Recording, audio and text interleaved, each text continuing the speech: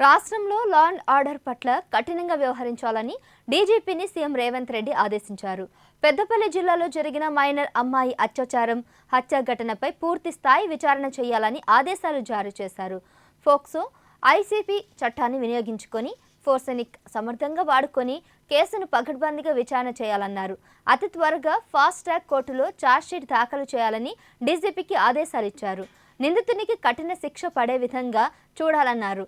బాధిత కుటుంబానికి ప్రభుత్వం తగిన న్యాయం చేస్తుందని భరోసా ఇచ్చారు.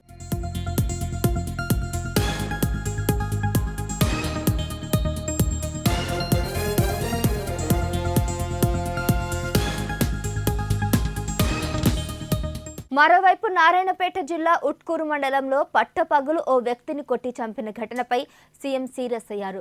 భౌతిక దాడులకు దిగి అరాచకాలు హత్యలకు పాల్పడే శక్తులు ఎంతటి వారైనా సరే ఉపేక్షించేది లేదని హెచ్చరించారు. ఈ ఘటనకు సంబంధించి నిర్లక్ష్యంగా వ్యవహరించినట్లు తేలితే అక్కడి బాధ్యులైన పోలీసు అధికారులపై వెంటనే చర్యలు తీసుకోవాలని ఆదేశించారు. ఇలాంటి ఘటనలు పునరావృతం కాకుండా కఠిన చర్యలు తీసుకోవాలని డీజీపీకి ఆదేశాలు జారీ చేశారు. అటు నారాయణపేట జిల్లా ఉట్కూరులో యువకుడిని కొట్టి చంపిన ఘటనను రాష్ట్ర సర్కారు సీరియస్ గా తీసుకుంది. ఈ నేపథ్యంలో విధుల్లో నిర్లక్ష్యం వహించిన ఉట్కూరు ఎస్ఐ విద్యా శ్రీనివాసులను సస్పెండ్ చేసింది.